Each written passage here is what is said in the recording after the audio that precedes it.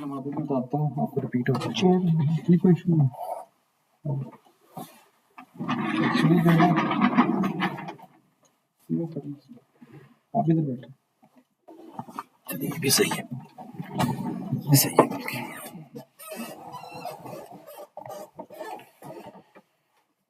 इस lab activity के अंदर ना एक्चुअली हम करना क्या चाह रहे हैं कि मोलिब्डेनम डाइसल्फाइड MOS2 जो है ना, ये एक TMDC मटेरियल है, यानी TMDC की फैमिली से बिलोंग करता है।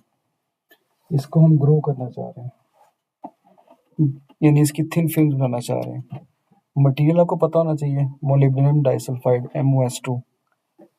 उसका हम क्या करना चाह रहे हैं, थिन फिल्म बनाना चाह रहे हैं। थिन फिल्म की आगे जो है ना बेशुमार तरीके हैं बनाने के, उनमें से हम CVD को यूज़ करेंगे, केमिकल वेपर डेपोजिशन को। और जब हम ये थिन फिल्म बना लेंगे तो हम उसकी स्ट्रक्चरल, ऑप्टिकल और इलेक्ट्रिकल प्रॉपर्टीज को डिस्कस करेंगे। तो असल में हमारा यही टॉपिक है। यही टॉपिक है। इसमें से तो स्ट्रक्चरल, ऑप्टिकल, इलेक्ट्रिकल प्रॉपर्टीज को चेक किया ना, आपका ये नहीं है, आपने सिर्फ ये मटेरियल बनाना है और कोई भी एक अवेलेबल प्रपोजिशन करनी है, दैट्स इट। तो हमने अभी MOS2 बनाना है। फिर उसके बाद एक बार उसको चेक करना है कि क्या ये स्ट्रक्चरली चेक कर लेंगे ठीक बना है, या ऑप्टिकली चेक कर लेंगे ठीक बना है, या इलेक्ट्रिकली ये चेक कर लेंगे ठीक बना है। तो सेम टॉपिक हो गया। हाँ, इसमें तो मैंने 3 तरीकों से चेक किया ना, आप इनमें से किसी एक से चेक करेंगे। अच्छा, हाँ, एक ही उठा सकते हैं। हाँ, और मैंने स्ट्रक्चरल में भी 2-3 किए, ऑप्टिकल में भी 2-3 किए, इलेक्ट्रिकल में भी 2-3 किए, तो अब मैंने टोटल 7 टोटल मेरे ख्याल से 7 या 8 की ना। तो अगर हम इन 3 में से एक उठाएंगे तो फिर आगे फर्दर जो इनके सब टॉपिक्स है उसमें भी एक उठाएंगे या एक ठीक है, क्योंकि आपने सिर्फ ग्रेजुएट लैब करनी है ना, वो टाइम भी सर कम है ना। हाँ, तो आपने सिर्फ एक सैंपल भी सिर्फ एक बनाना है। अच्छा, सैंपल एक बनाएं, उसकी एक कैरेक्टराइजेशन करें और दैट्स इट। तो इसलिए मैं इनसे ये कह रहा हूँ ना कि आपने अप्रोच ये रखनी है कि जो आपने फाइनली देनी है ना प्रोडक्ट, वो है एक रिपोर्ट और एक प्रेजेंटेशन। तो मेरी इनसे डिस्कशन हुई थी, उन्होंने बताया कि रिपोर्ट दें अपने टीचर को, तो वो एक लेस इम्पोर्टेंट चीज़ हुई एज़ कम्पेयर टू प्रेजेंटेशन। वो आपने 2-4 लोगों को देनी है, उसमें बोलना भी है।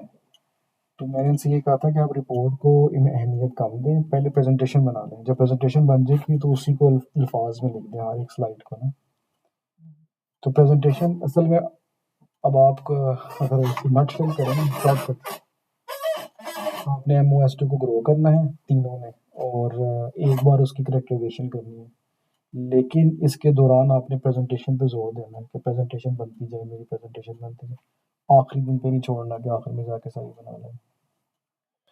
तो जो प्रेजेंटेशन बनानी है ना, उसके लिए मैंने ये रिक्वेस्ट की थी कि never invent the wheel again, दोबारा उस पहिए को ईजाद करने की ज़रूरत नहीं है, जो बन चुका है उसको यूज़ करें और आगे चलें।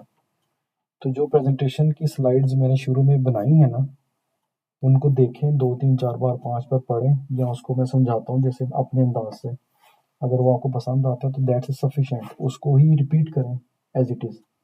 और आगे जो आपने उसमें जिद्दत लाई है, जो अपना स्टेप किया ना, उसको प्रेजेंटेशन में डालें, दैट्स इट। बजाय ये कि शुरू से लेकर एंड तक प्रेजेंटेशन बनाते रहें, तो वो आपको बड़ा टाइम कंजम्पशन होगी। ग्रुप में काम करने का ये होता है कि एक बंदा एक जहाँ तक पहुंचा है वहां तक के काम की कंट्रीब्यूशन को उठाएं और आप अगला काम स्टेप करें और आगे निकल जाए। ठीक। तो जो मैंने प्रेजेंटेशन का सेक्शन है ना, वो उसमें से जो पहली तकरीबन 10 से 12 स्लाइड्स बनती हैं, वो आप तीनों की प्रेजेंटेशंस का इंट्रोडक्शन सेम बनेगा।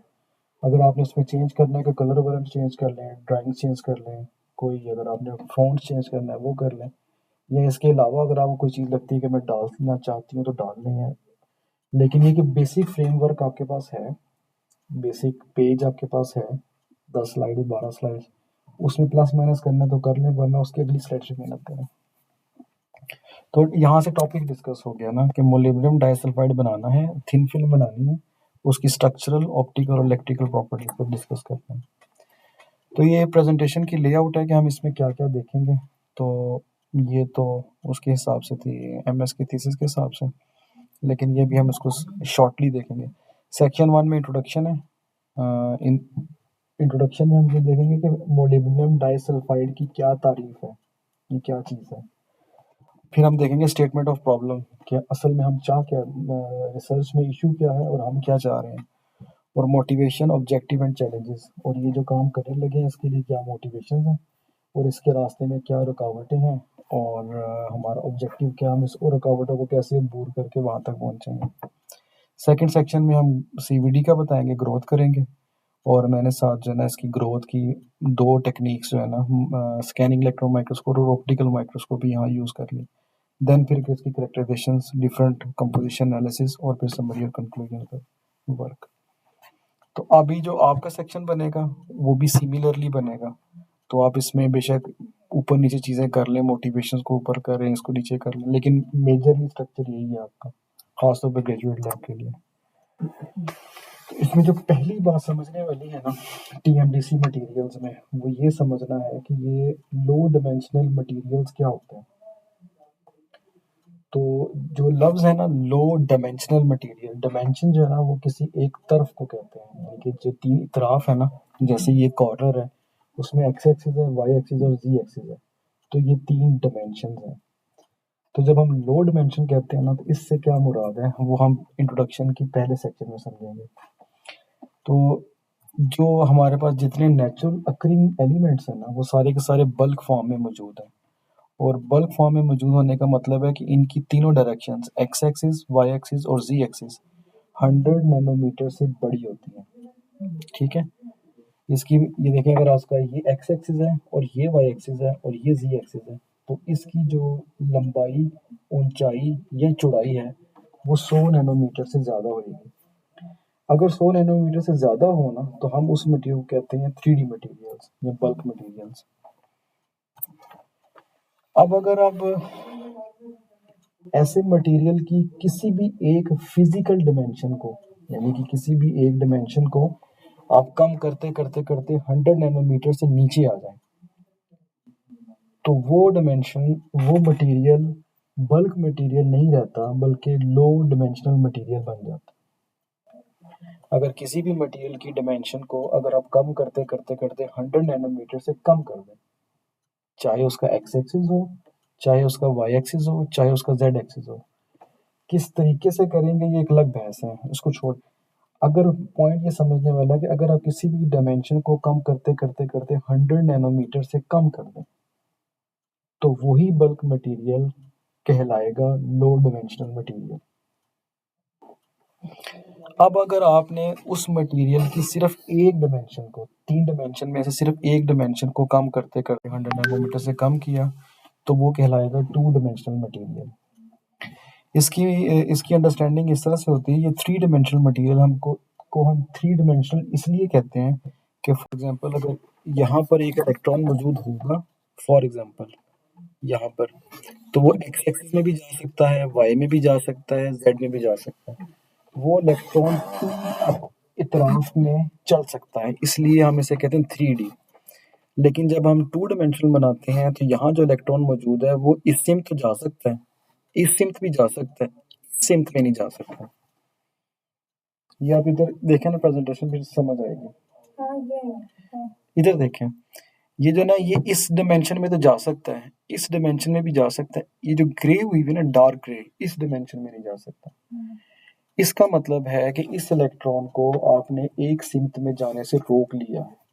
इसका मतलब है कि ये लो डायमेंशनल मटेरियल में से टू डायमेंशनल मटेरियल बन गया। इसकी मिसाल इस तरह से है, जैसे अगर एक मोटरवे है और उसके ऊपर एक ट्रक को चला रहे हैं, तो वो मोटरवे पे ट्रक आसानी से गुजर जाएगा। अगर आप रोड को कम करते करते फॉर एग्जांपल जीटी रोड पे आ जाएं, तो भी ट्रक गुजर जाएगा।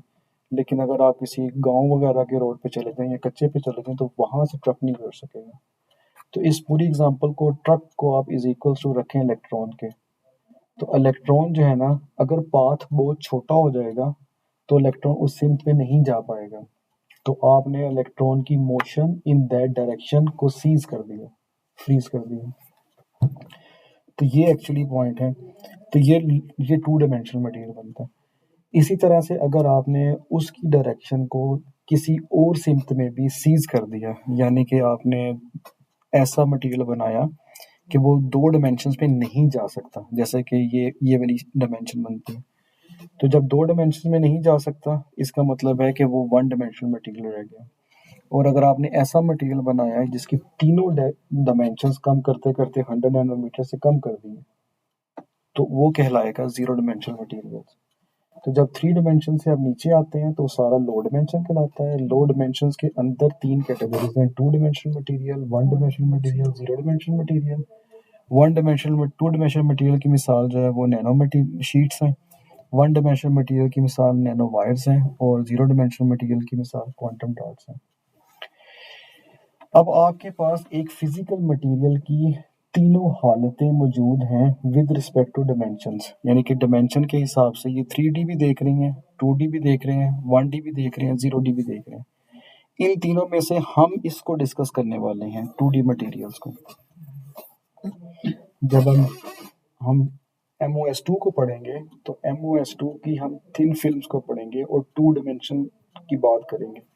तो अगर आपके ज़हन में लो डायमेंशनैलिटी का कॉन्सेप्ट होएगा, यानी कि आपको कंसर्न है कि डायमेंशनैलिटी से क्या फ़र्क पड़ता है या होती क्या है, तो फिर आपको समझ आएगा कि मैं 2D मटेरियल्स में डील कर रहा हूँ या कर रही हूँ, तो एक्चुअली मैं इस कैटेगरी में हूँ कि मैंने इलेक्ट्रॉन के फ्लो को एक सिमट में जाने से रोकने में कामयाब हो गई। अगर आप कोई पूछता है 2D मटेरियल बना दिया है तो इससे आपको क्या हासिल हुआ, तो हासिल हमें ये हुआ कि इलेक्ट्रॉन का flow in the third direction ceases हो गया। तो ये हमारा इस पर्टिकुलर काम के अंदर ये हमारी डोमेन है जिसे हमने देखना है। जो बहुत ज़्यादा इंटरेस्टिंग चीज़ है उसके अंदर वो ये है कि अगर आपके पास सेम मटेरियल है और वो 3 डायमेंशन में है, उसी मटेरियल का आप 2 डायमेंशन बना लेते हैं, उसी मटेरियल का आप बल्क का 1 डायमेंशन बना लेते हैं, या उसी मटेरियल का आप नैनो क्वांटम डॉट्स बना लेते हैं, तो उनकी प्रॉपर्टीज ऑल टुगेदर डिफरेंट हो जाती हैं। यानी मटेरियल सेम है, फ़कत आपने उनकी डायमेंशनैलिटी को चेंज किया। उसी मटेरियल की वही बल्क मटेरियल एक डिफरेंट तरीके से बिहेव कर रहा होगा, उसी को आप 3D से के बजाय 2D में कन्वर्ट कर दें। आपने मटेरियल चेंज नहीं किया, आपने कोई एनवायरनमेंट चेंज नहीं किया, आपने कोई हीटिंग ट्रीटमेंट नहीं की, सिर्फ मटेरियल की डायमेंशनैलिटी से प्ले किया, तो वही material all together different properties show करना शुरू कर देगा। और अगर आपने उसी 2D मटेरियल्स को 1D में ले गए या क्वांटम डॉट्स में ले गए, यानी कि आपने कोई पैरामीटर चेंज नहीं किया, सिर्फ उस मटेरियल की डायमेंशनैलिटी से प्ले किया है, तो उसकी प्रॉपर्टीज ऑल टुगेदर चेंज हो जाती है। दैट इज वाई वही मटेरियल दुनिया में मौजूद है, एलिमेंट्स तो उतने ही हैं जितने हैं, एलिमेंट्स तो नहीं बढ़ रहे पीरियोडिक टेबल में, लेकिन नित नए चीजें बनती जा रही हैं, नित नई डायमेंशंस निकलती जा रही हैं। वो कैसे निकल रही हैं, वो मौजूदा मटेरियल के साथ डायमेंशनैलिटी के प्ले से निकल रही हैं। आप उसी से प्ले करते जा रहे हैं, उसी मटेरियल से, तो वो एक तरीके से बिहेव करता है। उसको आपने स्लाइसिंग की है, लो डायमेंशन में गए हैं, वही मटेरियल है, वही इलेक्ट्रिक चार्ज देंगे या वही फोटॉन्स गिराएंगे, उसका रिस्पॉन्स डिफरेंट होगा। ये ठीक है। So the important cheese now, पहले तो हमने देख लिया कि लो डायमेंशनैलिटी होती क्या है। तो ये मैं कल भी बड़ा इस पे लास्ट टाइम भी जोर दिया, लेकिन ये इस पे जोर इसलिए दे रहे हैं कि वंस यू अंडरस्टैंड कि डायमेंशनैलिटी की इम्पोर्टेंस क्या है, तो आप बड़ी चीज़ों में ना क्लैरिटी में आ जाएंगे। अब है इफेक्ट ऑफ लो डायमेंशनैलिटी। हम ये देखना चाहते हैं कि अगर आपने मटेरियल को छोटा कर ही लिया है किसी एक सीमित में 100 नैनोमीटर से नीचे, तो उससे ऐसा क्या वाकया पेश आता है उस मटेरियल के अंदर, क्या क्या चेंजिंग्स आती हैं जिसकी वजह से उसकी प्रॉपर्टीज चेंज हो जाती हैं। तो इससे डायमेंशनलिटी चेंज करने से सिर्फ इफेक्ट पड़ता है तो प्रॉपर्टीज पे, नॉट न्यू इन्वेंशन पे, यानी न्यू इन्वेंशन भी साथ होती है। जब प्रॉपर्टीज चेंज होती है ना, तो उसका मतलब ही न्यू इन्वेंशन है। जब एक मटेरियल है, ये लाइट है, फॉर एग्जाम्पल गोल्डन सी या वाइट सी नज़र आ रही है, और आपने इसके अंदर मटेरियल मौजूद मटेरियल को चेंज किया, इसको बंद किया, दोबारा इसको ऑन किया, तो ये ब्लू बन गई। तो इसका मतलब ये हुआ कि इसकी प्रॉपर्टी चेंज हो गई। इसका मतलब ये हुआ कि आपने कोई नई चीज़ मालूम कर ली, इन्वेंशन कर ली, कि वही मटेरियल किसी कंटेनर में बंद था, यानी कि इस ट्यूब में बंद था, और वो मटेरियल वाइट क्यों कर रहा था, आपने उसके साथ कोई प्ले किया, शायद वो डायमेंशनलिटी का प्ले हो या कोई भी प्ले किया, तो उसकी प्रॉपर्टीज ऑल टुगेदर चेंज हो गई। चेंज ऑफ प्रॉपर्टीज का मतलब ही नहीं होता कि आपने कुछ इन्वेंट कर लिया। तो पॉइंट ये है कि जब आपने लो डिमेंशनल मटेरियल को 3D मटेरियल को 2D में कन्वर्ट कर दिया, तो उसके अंदर क्या, मटेरियल के अंदर क्या चीज़ें चेंज हो जाती हैं, जिसकी वजह से उसकी प्रॉपर्टीज चेंज हो जाती हैं। ठीक है, तो जब आपने बल्क मटेरियल को लो डिमेंशन में कन्वर्ट किया, तो मेन जो उसके अंदर मटेरियल के अंदर चीज़ें चेंज होती हैं ना, वो 4 होती हैं। एक है उसकी डेंसिटी ऑफ स्टेट, दूसरी है उसकी एनर्जी बैंड गैप, तीसरा है उसका सरफेस टू वॉल्यूम रेशियो, चौथा है क्वांटम कंफाइनमेंट इफेक्ट। तो हम इसको तसल्ली से ना 1 बाय 1 समझेंगे। पहले नंबर पे है density of state. Density of state का मतलब होता है कि कितनी जगह अवेलेबल है किसी इलेक्ट्रॉन के आने के लिए, यानी कि कितनी, इसे वो सादे अल्फाज में कहते हैं कि कितनी कुर्सियां मौजूद हैं।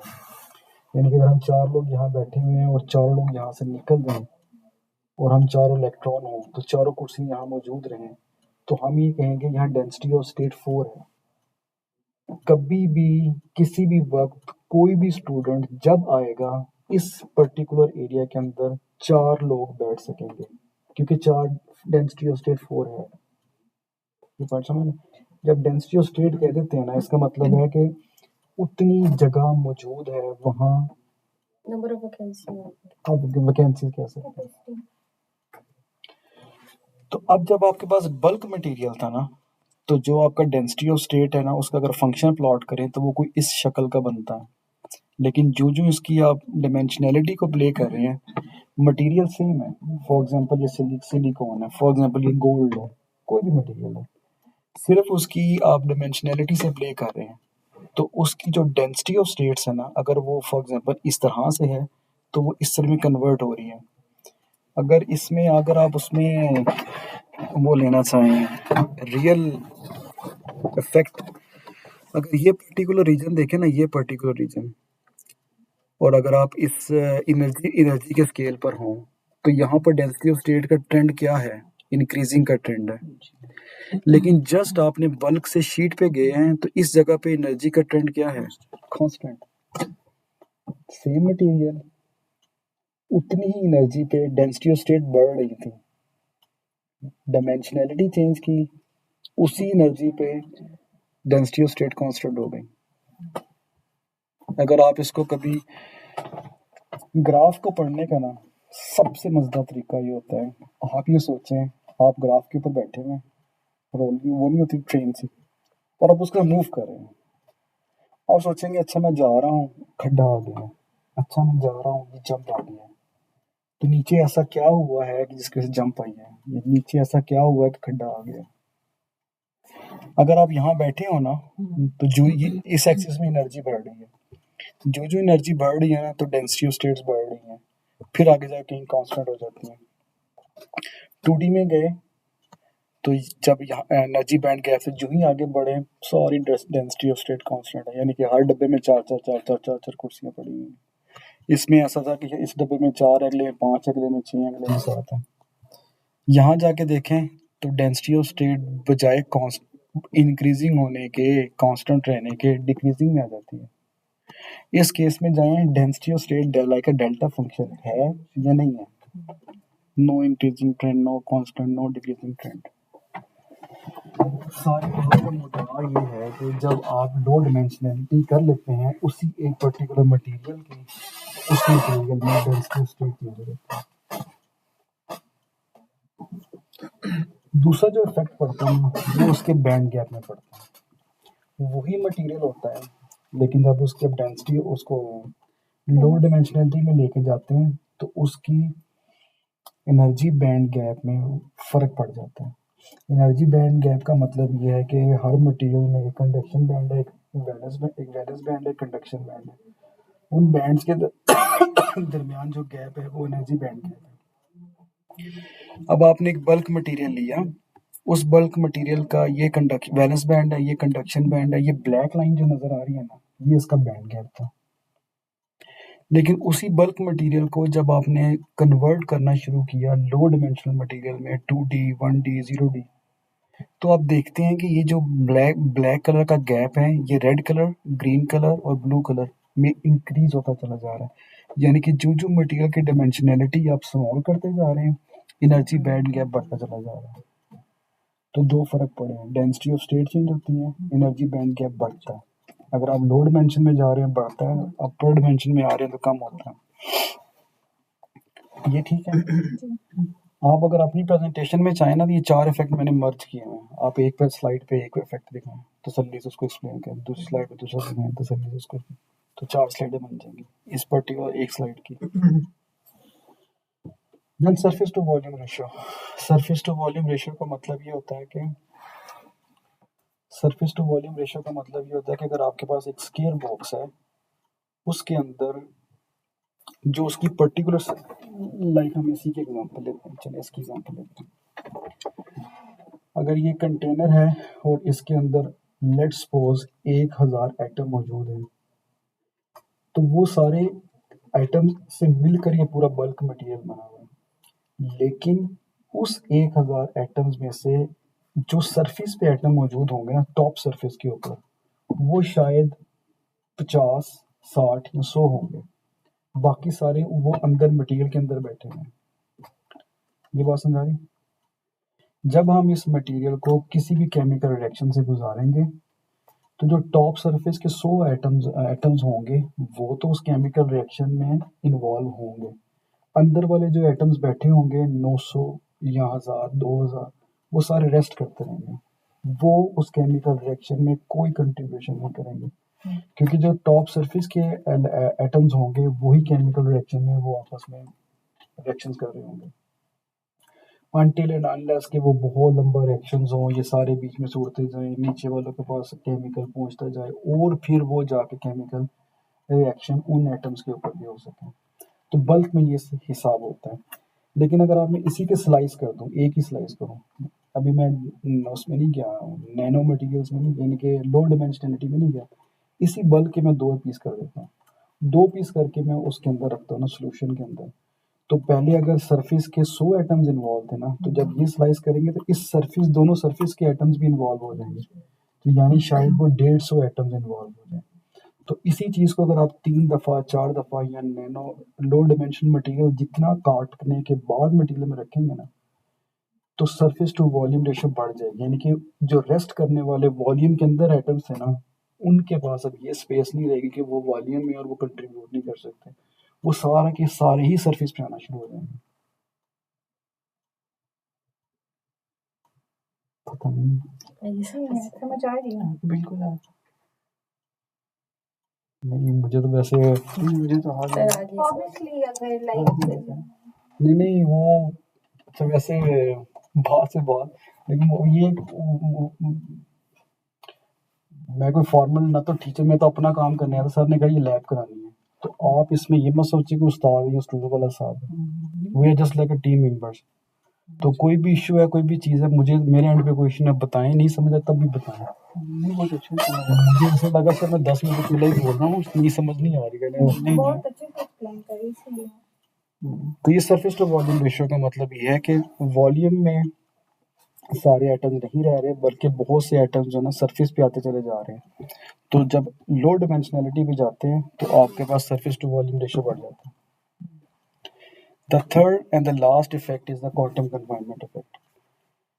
जो सबसे बड़ा इसका है ना लैंडमार्क लो डिमेंशनलिटी का सबसे बड़ा कमाल वो ये है कि क्वांटम कन्फाइनमेंट इफेक्ट स्टार्ट हो जाता है। क्वांटम कन्फाइनमेंट इफेक्ट ये है कि जितनी भी इलेक्ट्रॉनिक्स है ना उसमें सबसे बड़ा या सबसे बड़ा ऑब्जेक्टिव जो है ना, या सबसे बड़ी जो अचीवमेंट है वो ये है कि आप इलेक्ट्रॉन के फ्लो को कंट्रोल कर सकें। अगर आप इलेक्ट्रॉन के फ्लो को कंट्रोल कर सकें तो you can do each and everything.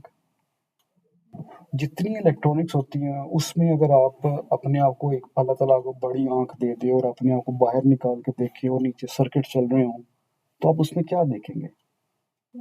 सिर्फ इलेक्ट्रॉन मूव कर रहा होगा, फकत एक इलेक्ट्रॉन्स मूव कर रहे होंगे। यानी उस सर्किट से जो भी जवाब निकलेगा, जो भी जवाब, मतलब किसी और चीज का सर्किट बनाया, किसका बनाया, लेकिन वो फकत इलेक्ट्रॉन्स के मोशंस के कॉम्बिनेशन से ना वो जवाब निकलेगा। If you get control on the electron तो आप हर काम कर सकते हैं। तो जो लो डिमेंशनैलिटी है ना, ये आपको इलेक्ट्रॉन के फ्लो के ऊपर एक कंट्रोल देती है कि इस सिमत में मत जाओ। अगर आपने 100 नैनोमीटर से नीचे चले जाते हैं तो आप इलेक्ट्रॉन को सीज कर देते हैं, इस सिमत में नहीं जा सकते। ये हो सकता है लाइक जो ऐसा क्वांटम ऐस, डॉट्स ऐसा होता है क्वांटम कन्फाइनमेंट इफेक्ट की वजह से। अब आप इसको जरा सा डिग करेंगे ना तो आप समझ पाएंगे, या इसको पढ़ें कि ऐसा ऐसा इलेक्ट्रॉन के साथ क्या होता है कि वो उस सिमत में नहीं जा पाता, लेकिन वो नहीं जा पाता due to quantum confinement effect. तो अगर आपके पास 3 डिमेंशनल मटेरियल है ना फॉर एग्जांपल, तो आपका इलेक्ट्रॉन कितनी डिमेंशंस में जा सकता है? 3 डिमेंशंस में जा सकता है। ये बात समझ रहे हैं? तो उस सिमत बल्क मटेरियल में क्वांटम कन्फाइनमेंट कितनी सिमत में हुई?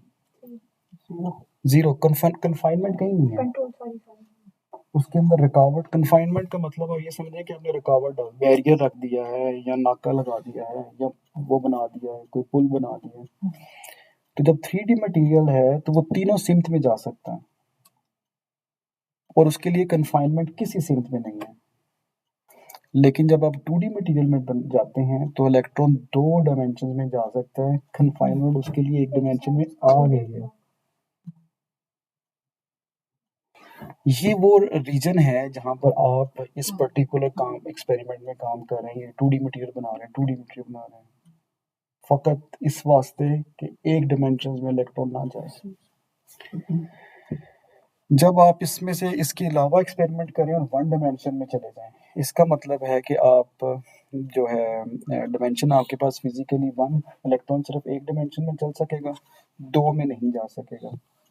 लेकिन अगर आप क्वांटम डॉट पे पहुंच जाएं तो आपने जो है ना वो हुक्का पानी बंद कर दिया इलेक्ट्रॉन का। आप कहते भाई तुम अब कहीं नहीं जा सकते मेरी इजाजत के बगैर, उसको आपने गुलाम बना लिया। तो जो है ना उसका तीनों डायमेंशन जो है ना उसकी वो सीज हो गई। उसके पास 0 डायमेंशन बची और तीनों डायमेंशन उसके सीज हो गई। 2D हम 3D से बनाएंगे या 1D से बनाएंगे? दोनों रास्ते हैं। तो इसे कहते हैं, 2 अप्रोचेस होती हैं, इसे कहते हैं टॉप टू बॉटम अप्रोच या बॉटम टू टॉप अप्रोच। एक तरीका तो ये है कि आप किसी चीज का वजूद ही ना हो, केमिकल रिएक्शंस करें, क्वांटम डॉट्स बन जाएं, वो डॉट्स मिलकर 1 डायमेंशनल वायर्स बन जाएं, वो वायर्स मिलकर 2 डायमेंशनल शीट्स बन जाएं, वो शीट्स मिलकर 3 डायमेंशनल बल्क मटेरियल बन जाए। तो एक मटेरियल बनाने का, ग्रोथ करने का ये रास्ता है, जिसे कहते हैं बॉटम अप टेक्निक। दूसरा रास्ता, इसमें ये याद रखना है कि वजूद नहीं था, मटेरियल का वजूद नहीं था, आपने कोई केमिकल्स लिए, उन केमिकल्स के रिएक्शंस के बदले में न्यूक्लिएशन स्टार्ट हुई और उसके नतीजे में वो डॉट्स बन गए। दूसरा तरीका ये है कि टॉप टू बॉटम अप्रोच, यानी कि आप बल्क मटेरियल लेते हैं और थोड़ा पकड़ लेते हैं, या ब्लेड पकड़ लेते हैं, स्लाइसिंग शुरू कर देते हैं, काटते काटते काटते काटते काटते एक डायमेंशन को उधर तक ले आते हैं 100 नैनोमीटर से कम, तो वो बल्क मटेरियल 2D पर रह जाता है। फिर दूसरी को तो फिर 1D रह जाता है, फिर पहली को, फिर दूसरी, तीनों डायमेंशन। तो दोनों रास्ते हैं। तो 0 से फिर नॉन एग्जिस्टिंग हो सकता है कि नहीं? नॉन एग्जिस्टिंग तो नहीं हो सकता, energy can not be created, not be distributed. Non existing ये हो सकता है कि उड़ के हवा में चला जाए, आप कहेंगे मौजूद तो नहीं मौजूद, आप तो ये कहेंगे वजूद तो नहीं वजूद, लेकिन वो किसी और फॉर्म में चला गया, लॉ ऑफ कंजर्वेशन हो गया। सर इसका 0D में क्योंकि इसके तीनों डायमेंशन कन्फाइंड है ना, तो इलेक्ट्रॉन फिर उसमें मूव कैसे करेगा? नहीं करेगा इलेक्ट्रॉन लेकिन मूव। मतलब फिर क्वांटम डॉट्स को हम क्यों यूज करेंगे अगर उसमें इलेक्ट्रॉन मूव ही नहीं कर रहा? नहीं नहीं, ये ऐसे होगा, क्वांटम डॉट्स कन्फाइंड होंगे। कन्फाइंड यानी कि उस जगह को अपनी मर्जी से नहीं छोड़ पाएगा, अच्छा। अपनी मर्जी से। जब हम उसके ऊपर कोई लाइट शाइन करेंगे, कोई उसको स्पार्क देंगे, किसी केमिकल को तो उसका मोशन कंट्रोल कराएंगे इस सेंस में। इतनी उसको एनर्जी देंगे कि वो जब हमारे कंडक्शन में चला जाए तो वो चला जाएगा, लेकिन वो होगा हमारे ट्रिगर करने से। वो एक मसला यही है ना, आप चाहते हैं उससे काम लेना और वो अपनी शरारतों में लगा हुआ भाग रहा दौड़ा, इधर जा रहा उधर जा रहा। आप उसे पकड़ेंगे तो बैठेंगे तो उसे काम करवाएंगे, ये काम नहीं है। ये जस्ट समझने के लिए कह रहा हूँ। वो शरारती बच्चे की तरह इधर जा रहा उधर जा रहा, उधर जा रहा। अब उसे पकड़ के बैठाएंगे, 2-4 लगाएंगे, फिर थोड़ा सा रोएगा, फिर बैठ के पढ़ना शुरू करेगा। खैर ये तो मेरा ज़ाती ख्याल ये था कि इसमें लो डायमेंशनलिटी तक ये जो चीज़ें हैं ना, इसको दूसरी या तीसरी बार रिपीट करने का मकसद ये है कि ये आपकी ज़ात का हिस्सा बन जाए, दिमाग में सुन के ना पक जाए काम, और फिर आप इसको अपनी प्रेजेंटेशन में रिप्रेजेंट करें। अच्छा सर, ये इसी स्लाइड में ना ये जो रेड ग्रीन और ब्लू है ना, इनको आपने नीचे ऐसे लाइन लगा के मेंशन किया क्वांटम डॉट्स। तो 2D 1D और जो 0 डॉट है ना, 0D सॉरी, तो तीनों को हम कह सकते हैं क्वांटम डॉट्स। नहीं, ये क्वांटम डॉट्स नहीं है, ये जो ना स्केल बता रहे हैं ना। तो मैं यही बोल रही हूँ ना, लाइक 2D और 1D को हम बोल सकते हैं यानी। नहीं, ये सिर्फ बल्क और क्वांटम डॉट्स को कंपेयर किया हुआ है। वो सिर्फ नहीं ट्रेंड सर, ये दूसरा जो है, नहीं यही है, इसके नीचे, ये वाला इसके नीचे आपने लिखा है। मैं वही बता रहा हूँ कि ये क्वांटम डॉट्स जो है ना, उनकी भी साइजेस में डिफरेंस है ना। यानी कि कोई 1 नैनोमीटर का हो सकता है, कोई 4 नैनोमीटर का, कोई 6 नैनोमीटर का। तो ये तीनों क्वांटम डॉट्स ही को दिखाया हुआ है। नहीं, ये तो फिर ये बैंड गैप जो है ना, इंक्रीज कैसे हो रहा है अगर तीनों क्वांटम डॉट्स है? सेम नहीं होने चाहिए थे कि साइज की वजह से same साइज की वजह से क्वांटम डॉट्स का भी एक साइज तो कभी भी नहीं होगा। वो यानी कि यूनिफॉर्मली साइज्ड क्वांटम डॉट्स बनाना, ये तो एक बड़ी महारत की बात होगी कि आप किसी ऐसा प्रोसेस को बिल्ड अप कर लेते हैं कि सारे ही क्वांटम डॉट्स लाइक 5 नैनोमीटर्स के बन जाएंगे, 7 नैनोमीटर्स के बन जाएंगे, 10 नैनोमीटर्स के बन जाएंगे। जब क्वांटम डॉट्स बनते हैं उनकी अपनी आगे जो है ना पूरी वो है साइज डिस्ट्रीब्यूशन, कोई 2 का, कोई 10 का, कोई 6 का, कोई 8 का, कोई 20 का, 50 नैनोमीटर। तो ये बताया हुआ है कि क्वांटम डॉट्स के साइजेस के साथ भी ना ये देखिए बैंड गैप बढ़ रहा है। असल में अगर आपने कंपेयर करना है ना, या आपने प्रेजेंट बोलना है, तो आपने पहली पिक्चर को और इस पिक्चर को बोलना है कि बल्क में जो आपके पास बैंड गैप था वो कम था, तो हम शीट में गए, वाइड्स में गए, डॉट पे गए, और जब छोटा डॉट बनाया तो देखें बैंड गैप कितना बड़ा हो। तो आपने दरमियान वाली सारी समरी जो है ना सम अप कर दी। यहाँ तक कोई इश्यू तो पूछें, ठीक है हमारे जी। तो साइज में अगर डिफरेंस है तो हम कह सकते हैं कि इधर लाइक इलेक्ट्रॉन के लिए स्पेस है मूव करने के लिए कि नहीं? आप बताएं, आप बताएं।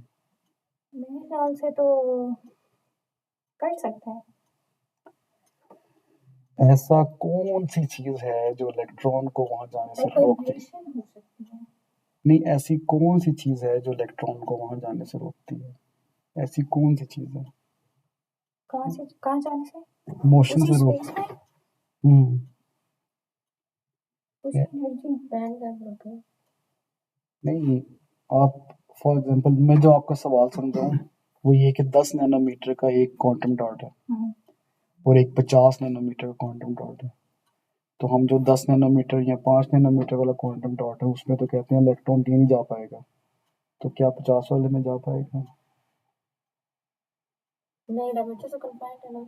नहीं, मुझे आपसे सवाल ये मुझे से आपने शायद ये पूछा है 50 वाले में जा पाएगा, यही सवाल मैं है। वही बोल रही हूँ ना, अगर ये स्पेस है फॉर एग्जांपल और इसे वो दो केबिन इकट्ठा करें, वो स्पेस है, हम दोनों को डॉट पॉइंट ही बुलाते हैं, क्वांटम डॉट बुलाते हैं, तो क्या दोनों में वो मूव करेगा इलेक्ट्रॉन या नहीं कर सकता? हाँ, मैं सवाल पे सही समझा ना। अब आप इसमें ना कोई गेस करें ना, आप मैं प्रेजेंट यही करें। बोला शायद वाइब्रेशन हो सकती है, लाइक अपनी जगह वो मूव कर सकता है, नहीं, वो तो not in any direction.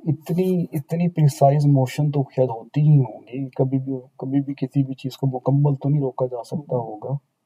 Vibration करना ये इशू नहीं होता, लेकिन अपनी जगह छोड़ के चले जाना ये इशू होता है। हाँ, तो फिर तो तो ऑलरेडी कन्फाइंड ही है सारे डायरेक्शन। तो इसमें जो मुझे अंडरस्टैंडिंग है ना, वो आपके पास क्वांटम डॉट 1 नैनोमीटर का बने, 5 का बने, 10 का बने, 50 का बने, 70 का बने, 80 का बने, 100 का बने। साइज पे नहीं इफेक्ट करेगा। नहीं 100 का बने, 100 का, क्योंकि 100 इसकी कंडीशन थी। 100 नैनोमीटर से जब तक नीचे रहेगा सारा क्वांटम डॉट है। जब आप क्वांटम डॉट में ही डायमेंशन 100 से ऊपर चले गए ना, तो आप ऑटोमेटिकली 2D उसमें 1D में चले गए हैं। तो सर यानी कि एक डायमेंशन 100 नैनोमीटर जब क्रॉस करते हैं ना, तो एक डायमेंशन आपकी 100 नैनोमीटर से बड़ी हो जाती है, तो फिर उधर वो जा पाएगा, बाकी दो में कन्फाइन होएगा। और ये फिर बैंड गैप में कैसे डिफरेंस है स्ट्रक्चर के अकॉर्डिंग? साइज के अकॉर्डिंग है। ऐसे ही जैसे जो साइज छोटा होता जाएगा बैंड गैप बढ़ता चला जाएगा, जो साइज बढ़ता चला जाएगा बैंड गैप कम होता जाएगा। तो अब डिपेंड करता है कि आपने जो चीज़ बनाई है या जो चीज़ आपने डिज़ाइन की है, उसके मुताबिक ही आप सोचेंगे इसका बैंड गैप ऐसे है। ये जो करेक्टराइजेशन करते हैं ना, इसका क्या मकसद होता है?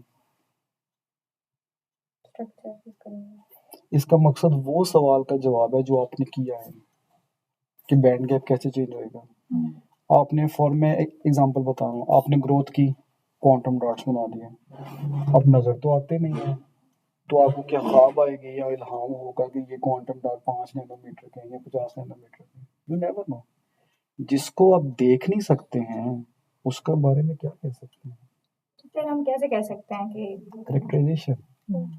अब आप उस मटेरियल के पैलेट्स बनाएंगे, उस मटेरियल का पीएल करेंगे, पीएल फोटोल्यूमिनेसेंस, फोटोल्यूमिनेसेंस से उस मटेरियल का बैंड गैप निकल आएगा। Then you come to know, ओहो ये मैंने क्या कमाल कर दिया कि ये जो मैं उसी अब मटेरियल का बल्क मटेरियल लेकर ना उसका भी पीएल कर लेंगे। पीएल से पहले क्या आपने बोला? से पहले फोटोल्यूमिनेसेंस का नाम बोला, नहीं, उससे पहले कुछ एक word use किया। Band gap. अच्छा फिर उसी बल्क मटेरियल का आप ना पीएल कर लेंगे, तो आपको पता चलेगा कि बल्क मटेरियल में बैंड गैप इतना था। फिर जो आपने क्वांटम डॉट्स बनाए हैं ना, उन पैलेट्स बनाएंगे। मैंने पैलेट्स बोला, पैलेट्स का मतलब होता है वो पेस्ट बना के, वो क्वांटम डॉट्स नजर तो नहीं आ रहे, वो सारा का फोटो फेंकेंगे, वो पेस्ट वेस्ट बना लेंगे। आपको पता है इस मटेरियल, इस ये जो मटेरियल नजर आ रहा है ना, इसमें कहीं मेरा क्वांटम डॉट भी मौजूद है। तो जब आप उसका पीएल करेंगे, तो जब उसकी पीएल करेंगे तो उसके बैंड गैप में डिफरेंट नजर आएगा। Then you come to know that कि ये मटेरियल जब बल्क था तो इसका बैंड गैप इतना था।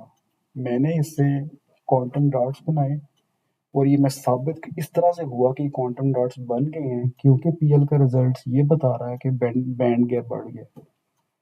अगर बैंड गैप ना बढ़ता तो इसका मतलब है कि लो डिमेंशनलिटी में नहीं जा पाए। वैसे ये जो है ना सबका लाइक ये जो इसको हम क्या कह सकते हैं डेंसिटी एनर्जी पे सब पे लो डायमेंशनलिटी का अलग अलग वो आ रहा है इफेक्ट आ रहा है ना। ये डिपेंड करता है आपने 2D बनाया है, 1D बनाया है, 0D बनाया है। अगर आपने 2D बनाया है तो उसका इफेक्ट और है, 1D बनाया है तो और है, 0D बनाया है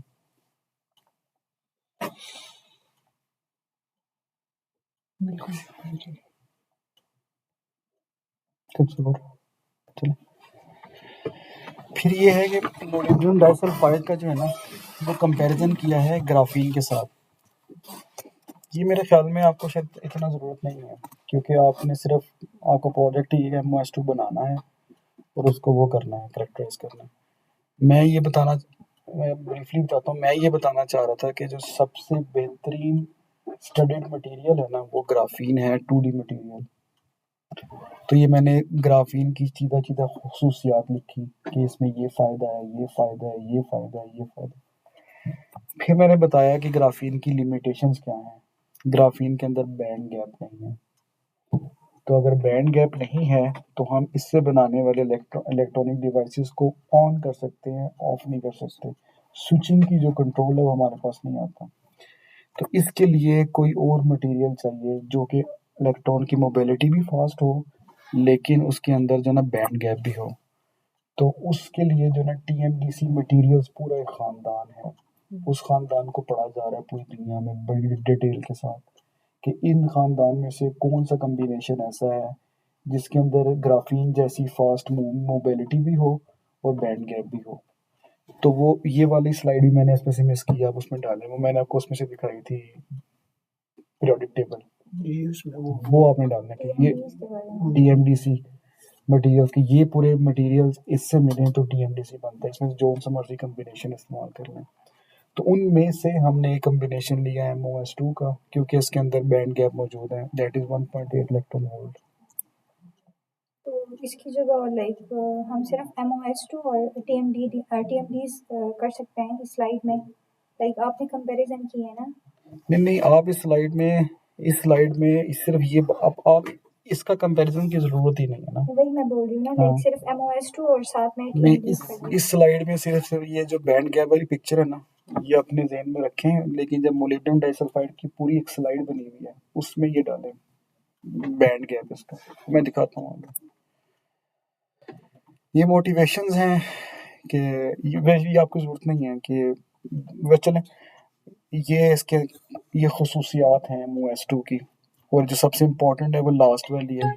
जब ये बल्क मटेरियल था तो 1.2 इलेक्ट्रॉन वोल्ट इसकी बैंड गैप था, लेकिन जब ये मोनोलेयर बना तो इसका बैंड गैप 1.8 हो गया, बढ़ गया।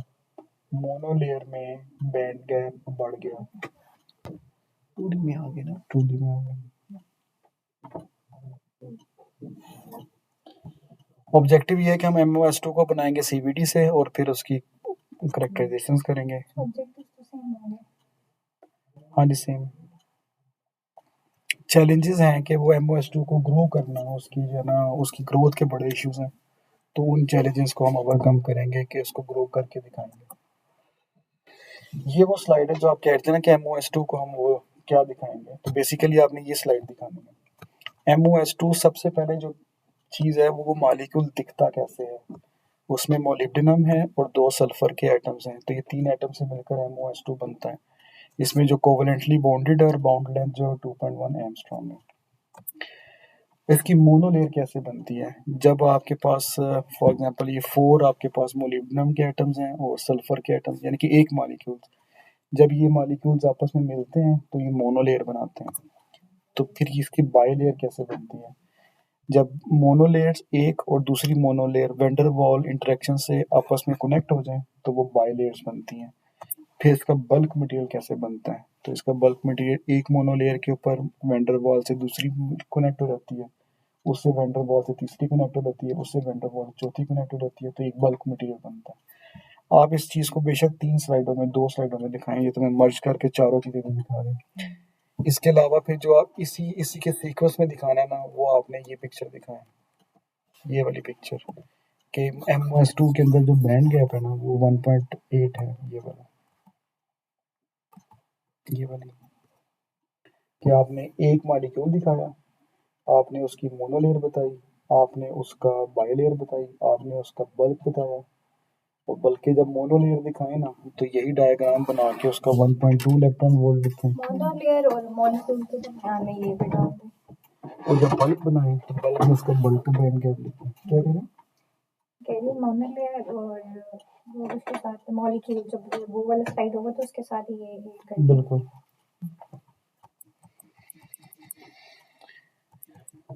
तो ये हमारी 9 स्लाइड्स हो गई पूरी, ठीक है, सॉरी 8 स्लाइड हो गई। 9वें नंबर पे हम इसकी ग्रोथ में जा रहे हैं। अब सवाल ये पैदा होता है कि हम इस MOS2 की फिल्म को बनाएंगे कैसे। तो इसको जो बनाने का तरीका है ना वो हम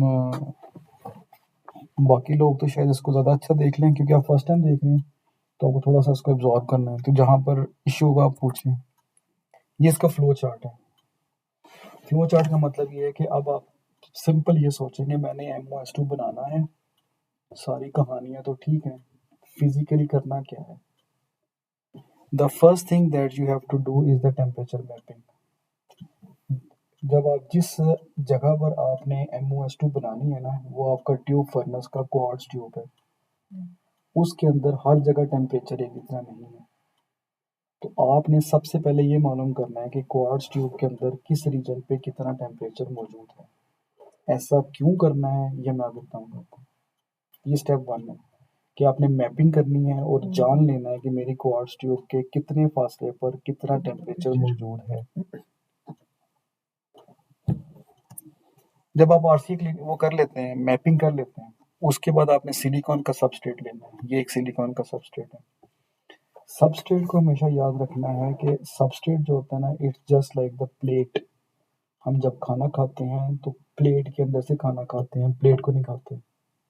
जो अब हमने MOS2 की फिल्म बनानी है वो इस सबस्ट्रेट के ऊपर आके बैठेगी। इस सबस्ट्रेट का उससे कोई लेना देना नहीं है। चाहे इस सबस्ट्रेट को अपनी चीज़ें बाद में निकाल दें, रिमूव कर दें, एच कर दें, तोड़ के फेंक दें और फिल्म को निकाल दें। तो ये सबस्ट्रेट जो है ना सिर्फ कैरियर है, यानी कि प्लेट है जिसमें अब खाना डाला जाएगा या जिसमें रेसिपीज बनेंगी। बाद बीकर है जिसमें आप बाद में डिस्कार्ड कर सकते हैं। तो ये सिलिकॉन का सबस्ट्रेट लिया। सिलिकॉन इज अ मटेरियल, उसका एक सबस्ट्रेट लिया क्योंकि उसका पीस लिया। स्पेसिफिकली क्यों? सबसे सस्ता है, इजीली अवेलेबल है। बस अगर आपको कोई महंगी चीज़ मिलती है तो आप उससे बना लें, नहीं आखिर में तो उसको फेंक लें। तो लाइक इसकी जगह हम कोई और भी यूज कर सकते हैं। होगा ये कि अगर जब आप कोई और चीज़ यूज़ करेंगे ना तो शायद फिल्म की क्वालिटी पे कोई फ़र्क पड़े। फ़र्क वो अच्छा हो सकता है या बुरा, यानी एडहेजन ज़्यादा अच्छी हो सकती है या बुरी हो सकती है, ये स्टडी की जा सकती है। यानी इस पूरे एक एक्सपेरिमेंटल सेटअप हो सकता है जिसमें आप सेम रेसिपी रखें, सिर्फ सबस्ट्रेट को चेंज करते जाएं। एक बार आप सिलिकॉन पे करें, एक बार गैलियम आर्सेनाइड का सबस्ट्रेट ले लें, एक बार इंडियम का सबस्ट्रेट ले लें, कोई और सबस्ट्रेट ले लें, कोई ग्लास का सबस्ट्रेट ले लें। तो आपकी एक पूरी रिसर्च स्टडी हो सकती है कि बाकी सारे पैरामीटर सेम थे, मैंने सिर्फ सबस्ट्रेट को चेंज करता गया हूँ या करती गई हूँ और इससे मुझे फिल्म की क्वालिटी में ये फ़र्क नज़र आया। This is one of the line जिस पे आप मुस्तकबिल में काम कर सकते हैं। अब ये जब आप वो आपने फिर सबस्ट्रेट लेना है और सबस्ट्रेट की सफाई फरमानी है, क्लीनिंग करनी है। तो जो आप लोगों ने पहला स्टेप किया था वो टेम्परेचर मैपिंग, बेसिकली वो आपने ये स्टेप किया था। अब जो हम करना चाह रहे हैं, सैटरडे को प्लान करना चाह रहे हैं, वो आरसी क्लीनिंग का करना चाह रहे हैं, यानी कि हम इस सबस्ट्रेट की टॉप सरफेस की सफाई चाह रहे हैं। कैसे करेंगे, क्या होगा, वो फिर इसके अंदर डिटेल है। फिर उसके बाद क्या करेंगे कि इसी सबस्ट्रेट के ऊपर ऑक्साइड की एक लेयर डेवलप करेंगे। उसके बाद जो है ना हम अपनी फिल्म की तरफ, जो हमारा एक्चुअल ऑब्जेक्टिव था ना, MOS2 था, वो तो उसकी तरफ बढ़ेंगे। उसके लिए हम क्या करेंगे, सबसे पहले हम जो है ना इसी सबस्ट्रेट के ऊपर ये जो वाइट डॉट्स आए हैं ना, ये आपने डिफ्यूज किया है MOO3 मोलिब्डेनम ट्राई ऑक्साइड के पाउडर को उसके ऊपर पहुंचाया है, इस सबस्ट्रेट के ऊपर। ये ऐसे जैसे आप पिज़्ज़ा बना रहे हैं या कोई आप डिश बना रहे हैं तो आपने पहले जो एक इंग्रेडिएंट है वो पहुंचा दिया वहाँ पर।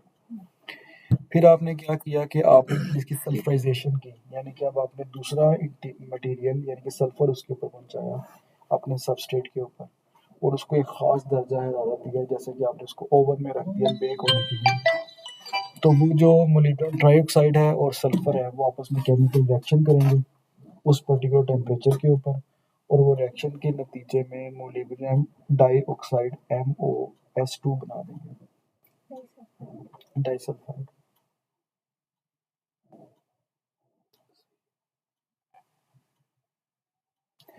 तो बेसिकली हमने एक काम करना है मैपिंग, एक काम करना है आरसी क्लीनिंग और ये जो 3 काम करने हैं उसके बाद ऑक्साइड की लेयर बनानी है, मोलिब्डेनम ट्राइऑक्साइड के प्रिकर्सर्स को सबस्ट्रेट पे पहुंचाना है, फिर उसकी सल्फराइजेशन करनी है। ठीक है। और सर ये आरसी जो करेंगे उसके बाद फिर हम ऑक्साइड लेयर करेंगे और आरसी क्लीनिंग में क्या करेंगे आगे पहले? सिर्फ सफाई करेंगे सैंपल की सबस्ट्रेट। क्या कह रही हैं? वो हम गए थे सर परसों आई गेस, तो वो नहीं हो पाया। हाँ जी, इंशाल्लाह कल सैटरडे को करेंगे। चलें जी। No let's move to the, हम अब क्योंकि ये थीसिस था उसका प्रेजेंटेशन MS का, तो मैंने जो मैपिंग है ना वो शो नहीं की फाइनल प्रेजेंटेशन में, मैंने आरसी क्लीनिंग फाइनल प्रेजेंटेशन में शो नहीं की ऑक्साइड की लेयर फाइन प्रेजेंटेशन में शो नहीं की। मेरा सारा फोकस था कि ये प्रोसेस बनेगा कैसे, ये समझे कि हो गया, ये समझे कि हो गया, ये समझे कि हो गया। अब आप इस स्टेज पे खड़े हैं कि ये तीनों स्टेप हो गए हैं। अब आप MOS2 की फिल्म को बनाना चाह रहे हैं, तो कैसे इन प्रीकर्सर्स को यहाँ पहुंचाएंगे, कैसे सल्फर को वहां पहुंचाएंगे और कैसे केमिकल रिएक्शन करेंगे, ये हम सीखने लगे। ठीक है।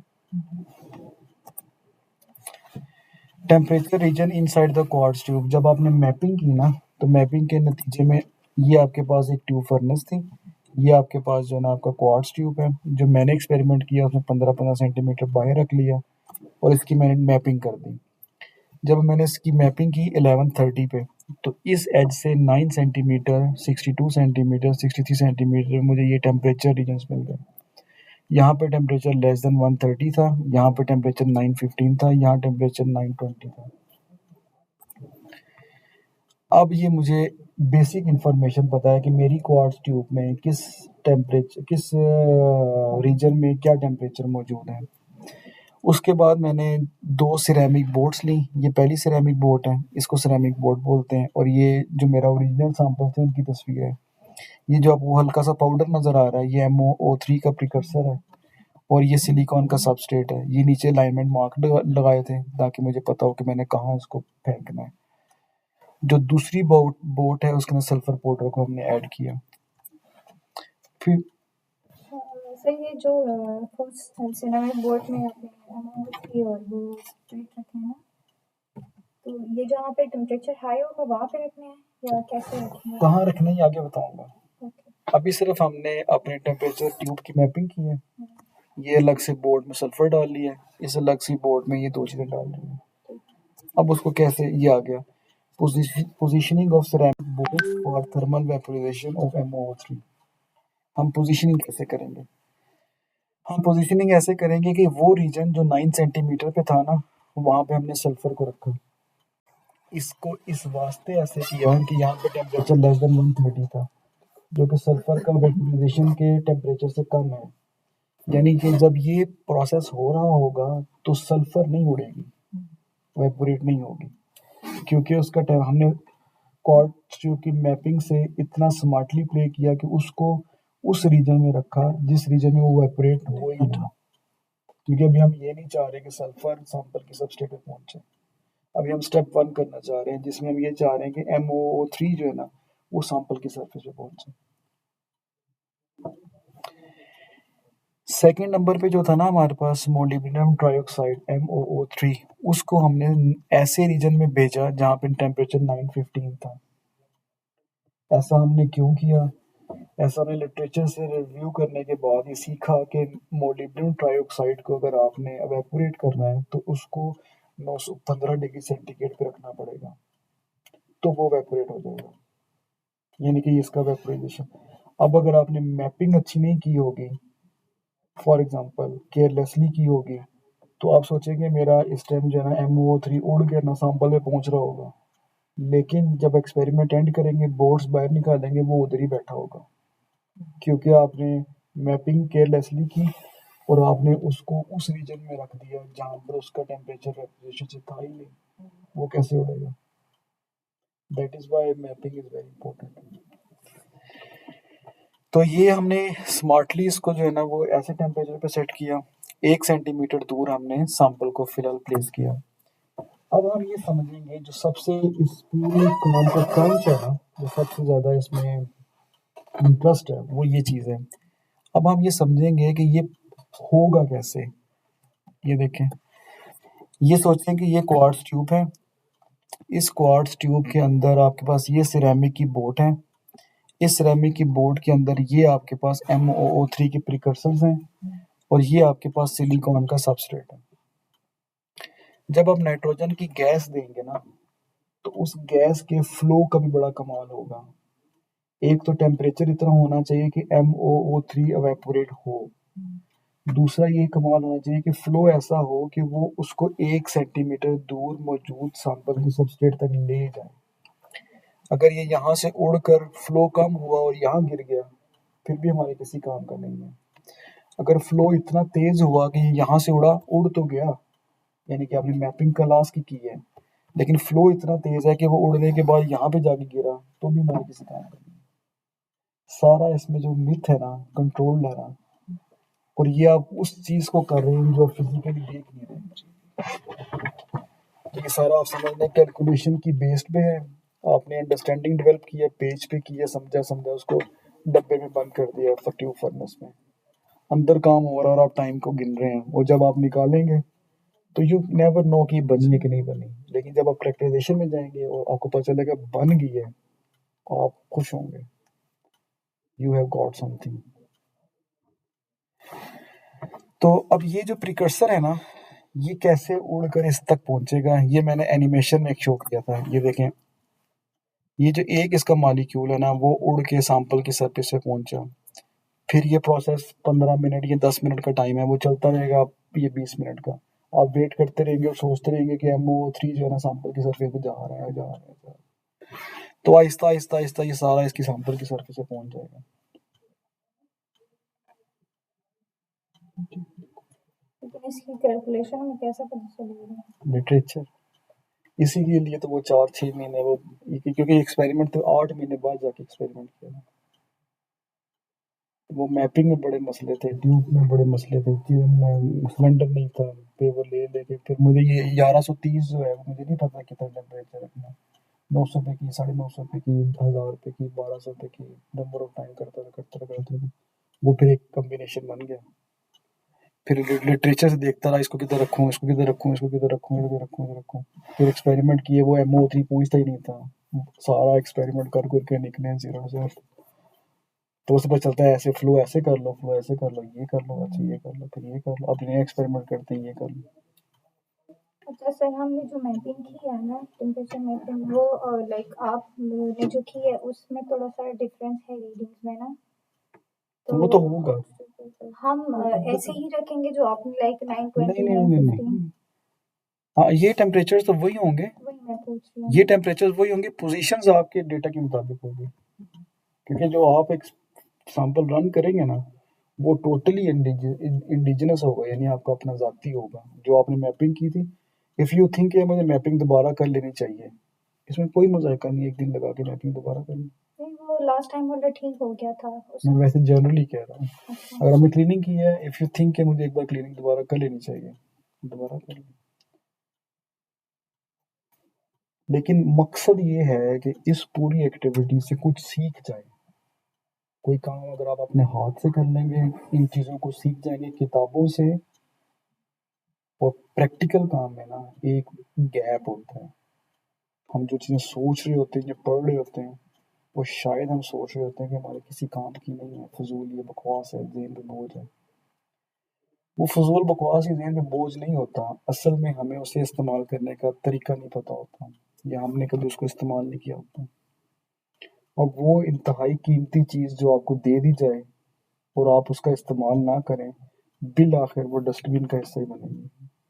वो होगी तो कीमती, आपको उसका इस्तेमाल नहीं आया, इसका मतलब ये नहीं कि वो चीज़ डिवैल्यू थी। खैर, ये जो पहला स्टेप है ना, इसमें आपने MOO3 को पहुंचा दिया। The second step is the growth of the sulphur MOS2। अब आपने MOO3 को कन्वर्ट करना है MOS2 के अंदर। ये जरा इधर देखें, ये इनिशियली जब आप पहला फेज कर रहे थे ना, जब आप इस प्रिकर्सर को उड़ा के यहाँ पहुंचा रहे थे, तो ये मैंने उसमें इस प्रिकर्सर को गायब कर दिया यहाँ पे। अब मैंने ये दिखाना ये चाह रहा हूँ कि ये वो स्टेज है जब सारा MOO3 उड़कर सिलिकॉन की सबस्ट्रेट पे पहुंच चुका हुआ है। ये वो स्टेज है। इसके बाद आपको ना इसको 17 सेंटीमीटर क्वार्ट्ज ट्यूब को इनवर्ड मूव कर देंगे एक साइड से। एक साइड से। जब इसको मूव करेंगे ना, तो जो आपकी सिरेमिक बोट है वो आपका 240 टेम्परेचर पे पहुंच चुकी होगी।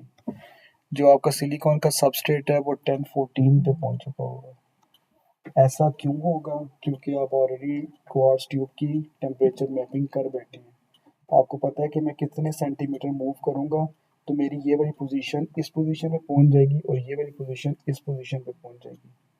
और ये कैलकुलेशन जो है ना, कितना मूव करना है, अगेन बाय द लिटरेचर, समझ के अब हमें बंदा चूँकि मैपिंग से कंट्रोल्ड है और मैपिंग हमारे हाथ में है, तो हमने इसको समझ लिया कि इतना अगर सेंटीमीटर मूव करूँगा तो ये 240 वो टेम्परेचर है जहाँ पे सल्फर उड़ना शुरू हो जाएगी, और 1014 वो टेम्परेचर है जहाँ पर MOS2 MOO3 यानी मोलिब्डेनम ट्राइऑक्साइड और सल्फर का केमिकल रिएक्शन स्टार्ट हो जाएगा।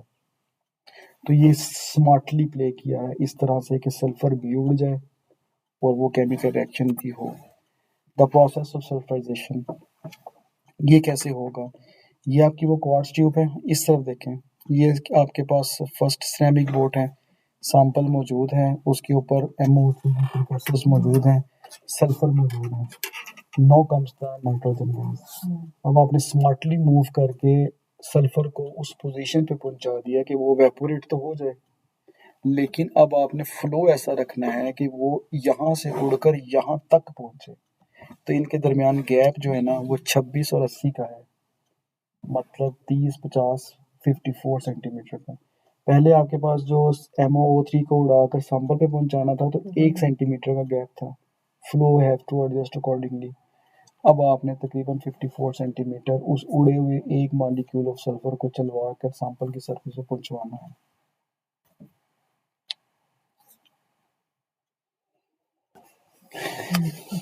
ये दर्द बड़ी कहानी है।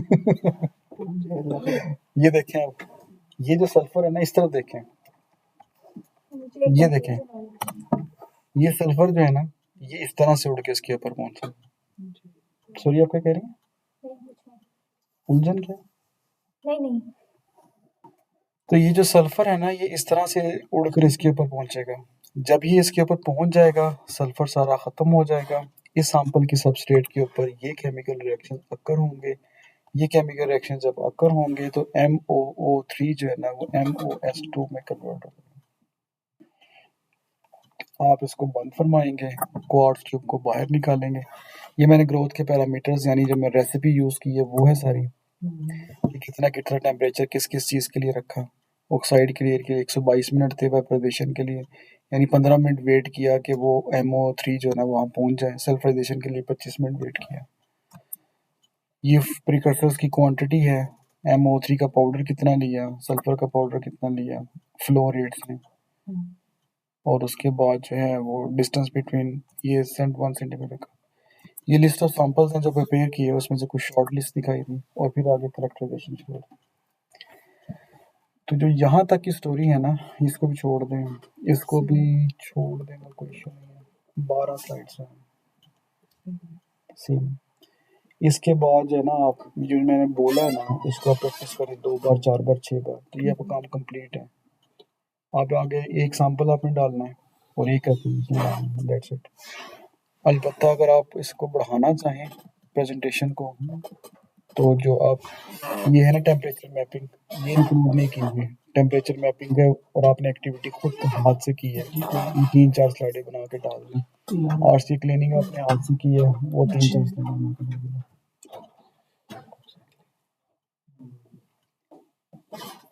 कैसे बनाइए टेम्परेचर मैपिंग? मैंने एक आधी बनाना है, बना लें उसको, क्योंकि मैंने ऐड नहीं की, उसको आप ऐड करेंगे प्रेजेंटेशन आपकी बड़ी हो जाएगी। और प्लस ये कि आपने हाथ से भी किया होगा।